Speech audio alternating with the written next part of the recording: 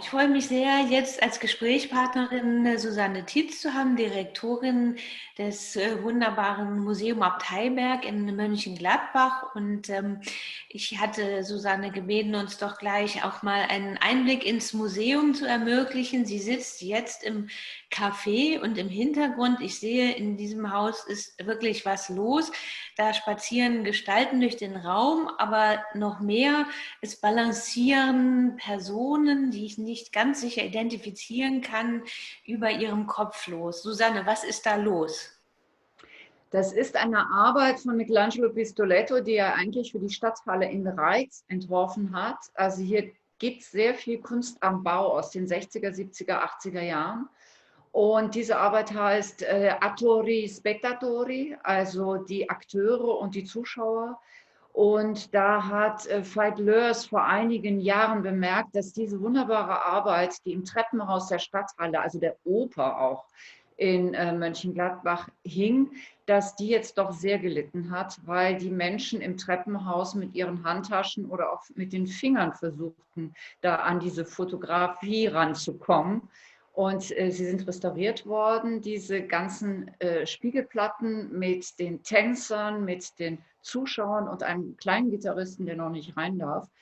Also das alles ist jetzt eine Arbeit, die dann doch unfreiwillig im Museum gelandet ist, obwohl sie ursprünglich für ja, einen öffentlichen Ort bestimmt war. Insofern jetzt zurückgehend auf den Titel, den du eben genannt hast, wiederhole ihn noch mal einmal gerade, ich bin nicht so gut im Italienischen. Attori, Spettatori, also die Akteure und die Zuschauer. Die Akteure und die Zuschauer, genau. Womit wir beim Thema wären, denn gerade in diesen Zeiten geht es natürlich darum, wie das Verhältnis dieser beiden Gruppen im Kunstkontext, aber vor allen Dingen auch innerhalb der Museen neu definiert und neu gestaltet wird, wie man eine Veränderung in der Besucherorganisation auch als Herausforderung begreifen kann. Und du hast mir eben schon ein bisschen erzählt, wie sich das Museum jetzt nochmal ganz anders geöffnet hat und nochmal ganz anders ein Publikum gewonnen hat, das sich sehr dankbar zeigt.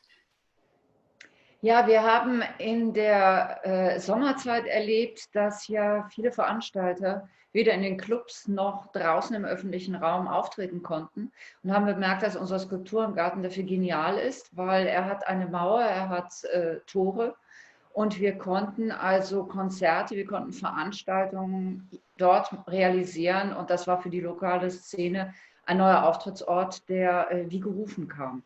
Und drinnen auch spüren wir jetzt, seitdem wir am 7. Mai wieder eröffnet haben, dass das Publikum enorm glücklich darüber ist, wieder ins Museum zu können. Wir haben ein unheimlich sympathisches, engagiertes Publikum, Menschen, die sich auch freuen darüber, über Inhalte der Kunst zu sprechen und haben auch bei den Veranstaltungen, die wir da machen, also da gibt es einen Safer Space, da gibt es Diskussionen über die Frage auch der zivilen Rechte oder es gibt die Fragen der Klimapolitik gerade, weil unsere Ausstellungen irgendwo das alles herausfordern. Und wir merken, das Publikum ist extrem durchmischt. Und uns fehlen zwar all diejenigen, die sonst von Übersee gekommen sind, uns fehlen auch so manche Schulklassen, weil sie nicht kommen dürfen. Aber wir haben mit den Schulklassen, die kommen dürfen und auch mit den Leuten in der Stadt im Grunde was ganz Neues erfunden oder kreiert, nämlich dass man dann ein Media Lab macht, dass man sich digital auch damit beschäftigt, wie man eine Ausstellung bewirbt. Und die Jugendlichen zum Beispiel sind da hoch engagiert und es macht sehr großen Spaß eigentlich im Moment. Wir nutzen das Museum neu. Das ist doch in der Tat ein gutes nach vorne schauen aus der Krise und ihren Einschränkungen hinaus. Wie würdest du überhaupt die Rolle dieses Museums in der Mönchengladbach beschreiben im Reigen der der reichen Kunstregion Rheinland, die sich ja eben um Köln, um Art Cologne herum, die jedes Jahr wieder so ein Highlight, ein Leuchtturm markiert? Wie ergänzen sich diese Museen und wie fügt sich gerade deines ein mit der spezifischen Architektur, mit auch einem spezifischen urbanen Kontext, der vielleicht auch nicht immer der einfachste ist, um ihn zu aktivieren und zu nutzen. Wir wissen alle, es gibt einige Städte im Rheinland, die einfach früher stärker prosperiert haben als andere vielleicht. Wie hat sich die Rolle des Museums in der Stadt entwickelt mit seiner markanten Architektur und wie fügst du oder wie definierst du es im Reigen der reichen Kunsttradition des Rheinlands? Ich denke, dass wir extrem davon profitieren, dass die Geschichte dieses Museums so speziell ist. Das heißt, in Mönchengladbach ist man unter Umständen nicht unbedingt ein Fan von Gegenwartskunst, aber es gibt ein Bewusstsein dafür, dass es ein sehr, sehr spezielles Museum in dieser Stadt gibt, dass dieses Museum weltberühmt ist und dass es irgendwann einmal auch den Museumsboom ausgelöst hat. Diese Geschichte und zum Beispiel auch die Tatsache, dass Joseph Beuys hier seine erste große institutionelle Ausstellung noch im Alten Museum gehabt hat, das alles ist etwas, was das Kommunizieren einfacher macht. Es ist, wie du schon gesagt hast, nicht ganz einfach in dieser Stadt tatsächlich in einem Museum für Gegenwartskunst so zu arbeiten, wie in einer Stadt, die auch viel Kulturtourismus hat, weil wir ja dort keine Innenstadt haben oder weil wir hier auch ja in einer Situation sind, wo unter Umständen Menschen, die das Museum besuchen, auch wirklich nur nach Mönchengladbach kommen, um dieses Museum zu sehen. Wir haben, ich denke, jetzt in den letzten Jahren einiges dafür tun können, die sehr besondere Geschichte in Mönchengladbach nochmals in Erinnerung zu rufen. Das machen wir gemeinsam mit Künstlerinnen und Künstlern, mit dem Ausstellungsprogramm, wo sich unweigerlich diese Architektur oder auch die Vorgeschichte als besonders interessant gerade für die Gegenwart darstellen. Also wenn man zurückguckt auf die Gedanken, die Johannes Claders und Hans Hollein, den Museumsdirektor und den Architekten dieses Museums, in der Zeit um 1970 bewegt haben, dann kommt man auf das Bedürfnis, ein Museum völlig neu zu denken. Claders nannte es damals das Antimuseum. Und es ist ein architektonischer Entwurf hier entstanden, der sich auch sehr unterscheidet von den folgenden Museen. Also hier erlebt man vieles, was eigentlich noch aus den 1960er Jahren stammt, denn man erlebt hier, dass beispielsweise eine Malklasse mitten in den Schauräumen ist, dass dieses Haus auch ein öffentlicher Raum sein möchte, dass es mit der Stadt solch eine Beziehung aufnimmt, die eigentlich bedeutet, man hat so eine heterogene, spätmoderne, auch etwas in die Jahre gekommene Stadt und spielt mit dem Museum gar nicht Tempel, sondern mit dem Museum operiert man mitten in dieser Stadt. Man will mittendrin sein. All diese Bestandteile, die dazu führten, dieses Museum zu bauen, also inhaltliche Aspekte, die sind, ich glaube, bei der Eröffnung des Museums ab Theilberg dann in den Hintergrund getreten, weil es so glamourös war, weil ja dann auch wirklich eine große, große Aufmerksamkeit entstand. Und man hat ja auch Bilbao im Grunde hier entdeckt, beziehungsweise man hat gemerkt, man kann ein Kunstmuseum bauen für Gegenwartskunst mit ganz neuer Architektur und daraus macht man Kulturtourismus. Und Thomas Kranz und Frank Gehry sind hierher gekommen und dann wurde 15 Jahre später eben Bilbao eröffnet. All dies ist etwas, was diese inhaltlichen Momente, letztlich auch die Art, wie Joseph Beuys damals über Kunst und die Rolle von Kunst in der Gesellschaft nachdachte, in den Hintergrund hat treten lassen. Und ich glaube, in den vergangenen Jahren ist ein großes Bedürfnis dafür entstanden, wieder an solche Aspekte zu denken. Also die Rolle von Kunst auch in der Gesellschaft, die Tatsache, dass unter Umständen Künstlerinnen und Künstler tatsächlich auch etwas für die aktuelle Gegenwart beizutragen haben, dass sie auch das Museum oder einen Ausstellungsort als etwas sehen, was in der Gesellschaft steht und nicht ein Elfenbeinturm ist. All diese Momente, die sind jetzt sehr akut und sehr aktuell geworden. Ich glaube, jetzt gerade im letzten halben Jahr ist das nochmals gravierender geworden. Und wir haben den Eindruck, wir arbeiten aus einem Konzept heraus, das Architektur und all diese Inhalte in sich trägt. Und wir sind jetzt bestens dafür ausgestattet, das gerade in der aktuellen Gegenwart auch zu durchleben. Also mit Künstlerinnen und Künstlern wie Hiva K. oder Andrea Bauers, sehr, sehr unterschiedlichen Positionen, aber immer wieder auch in diesem Museum auf sehr spezielle Art zu arbeiten. Beispielsweise auch mit Jutta Köter. Um die Jahreswende hatten wir eine große Malereiausstellung, die eigentlich sich mit der gesamten Malereigeschichte und Kunstgeschichte der vergangenen 40 Jahre im Rheinland verknüpfte. Mhm.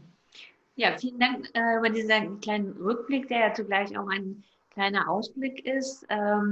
Bilbao wurde in Mönchengladbach erfunden, habe ich jetzt gelernt und kann es auch sofort nachvollziehen. In der Tat hat ja die Stadt mit dem Museum zusammen eben auch ihre Mythen kreiert. Ein Stichwort hast du eben schon gegeben, Joseph Beuys, der eben auch ganz zentral gewesen ist in diesem Kontext. Im nächsten Jahr feiern die Museen im Nordrhein-Westfalen des Rheinlands gemeinsam den 100. Geburtstag von Joseph Beuys, sozusagen als Urvater der rheinländischen Kunstszene. Kannst du uns ein bisschen kurz natürlich erzählen, wie das so war mit Joseph Beuys in Mönchengladbach? Da gibt es eine schöne Anekdote, die beschreibt, welche Beziehung er zu der Stadt hatte. Joseph Beuys wurde von Johannes Claders eingeladen, die allererste Ausstellung dort im Alten Museum zu machen, als Johannes Claders 1967 im Herbst hier seinen Direktorenjob antrat. Er kam ja aus Krefeld. Er war dort langjährig Assistent des legendären Paul Wember gewesen. Und ursprünglich wollte eigentlich Claders die erste Ausstellung mit Andy Warhol machen. Aber Andy Warhol war gerade von Pontus Hultén in Stockholm dazu auserkoren, die erste große Ausstellung in Europa zu machen. Und da hat Claders, wie er mir in späten Jahren auch noch sagte, entschieden, nee, die zweite Ausstellung dann zu machen, ist nicht gut, gerade für den Anfang. Und so hat er diesen eigentlich regionalen Künstler Joseph Beuys ausgewählt. Beuys als Professor in der Akademie in Düsseldorf, ja nun auch jemand, der jetzt lokal in der Kunstszene sehr verwurzelt war und auf der anderen Seite aber jemand, bei dem sich gerade andeutete, dass sein Kunstbegriff extrem viel weiter ging als ja, bis zur Form oder dem Inhalt von Objekten. Er hatte ja die Performances, die Aktionen in der Galerie Schmäler und anderswo bereits gemacht. Es gab die große Aktion 20. Juli 64 in Aachen. Und dann in Mönchengladbach hat er dann im Herbst 1967 eine Ausstellung gemacht. Da sagte er, es geht ums Abstellen, nicht ums Ausstellen. Und das Museum war in dieser Etage, die er belegte, im Grunde wie ein Depot. Es war wie eine eher kulturhistorische als künstlerische ja, Existenz von Objekten, deren Herkunft man eigentlich gar nicht richtig identifizieren konnte. Es war alles Mögliche, was eher aussah wie Relikt als wie Reliquie. Und aus dem ganzen Ensemble, das auf dem Boden lag, an die Wand gelehnt, überall eigentlich eher eben abgestellt als ausgestellt, aus dem ist ja dann der Block Beuys in Darmstadt geworden. Also das war eigentlich die Urkonstellation. Und wenn man jetzt in Darmstadt ja noch immer, glaube ich, sehr gegenwärtig sieht, wie Beuys damit gearbeitet hat, uns Kulturgeschichte zu vergegenwärtigen und nicht Kunst. Da spürt man, es ist damals eigentlich so ein völliges Neudenken auch des Museums für Gegenwartskunst gewesen, nämlich zu überlegen, was ist die Rolle eines Museums, was ist die Rolle von Kunst. Und interessant war auch damals ein ganz besonderer Aspekt dieses Eröffnungsabends. Er hat dann, Claders hat eingeladen Monsignore Otto Mauer aus Wien, den Dompropst von St. Stephan, aber auch Galeristen der Gegenwartskunst, der ja auch Galerist von Joseph Beuys war. Und der hat eine 41-minütige Eröffnungsrede gehalten, diesem Publikum am Eröffnungsabend. Und da es ja ein katholischer Geistlicher war, wurde die Kritik in Mönchengladbach im Keim erstickt.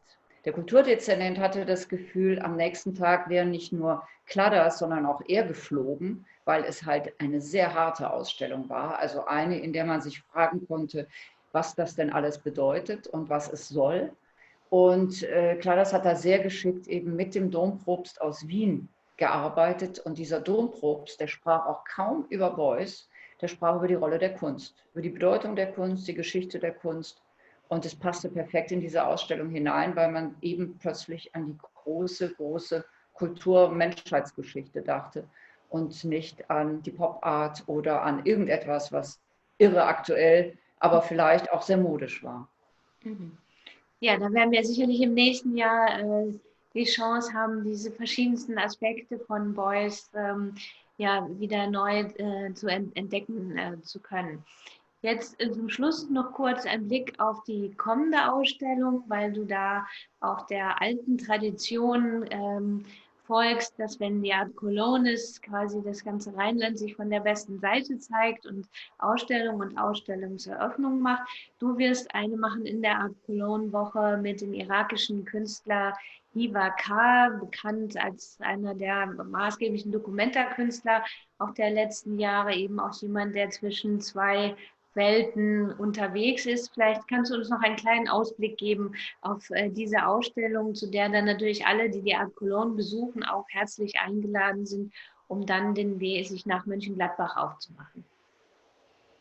Hiva K. wird in dieser Region zum ersten Mal, denke ich, präsent.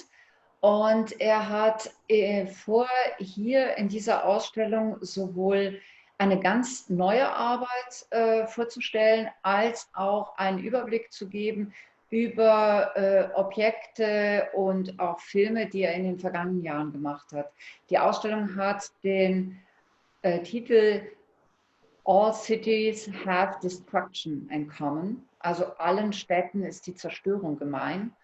Und diese Metapher vielleicht der Stadt, der Zerstörung der Stadt, ist eigentlich eine, die für ihn auch immer bedeutet, eine Zerstörung von Gesellschaft oder auch ein Risiko, das Gesellschaft hat.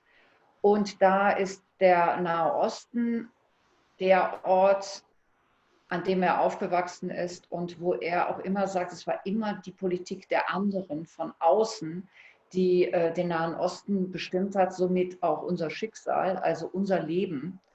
Und er hat aber andererseits auch vor Augen, dass die ganze globale Wirklichkeit jetzt am Anfang des oder fortgeschrittenen Anfang des 21. Jahrhunderts eine ist, in der all die Städte und all die verschiedenen Orte, an denen man leben kann, extrem viel miteinander zu tun haben.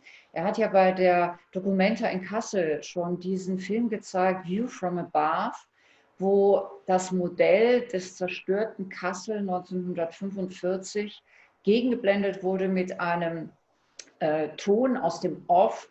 Da wurde eigentlich beschrieben, eine Stadt irgendwo im Nahen Osten, die zerstört ist, und die Stadt wird so beschrieben, dass klar wird, dieser Mensch, der sie beschreibt, hat einen Asylgrund.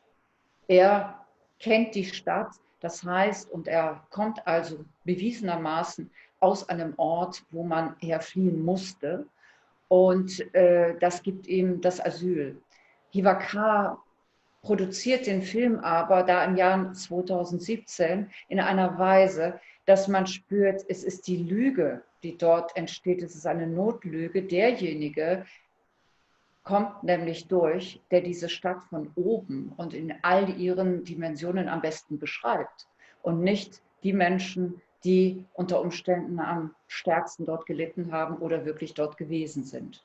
Dies ist eine Arbeit, die, glaube ich, im Jahr 2017 bei der Documenta viele sehr auch gerührt hat. Und das, was wir in Mönchengladbach jetzt erleben werden, ist eine Arbeit, wo Hiva K. in die intellektuelle Szene der kurdischen Intellektuellen in Süleymaniye speziell geht und wo er darstellt, dass es ja auch eine Theorie, eine Auseinandersetzung der,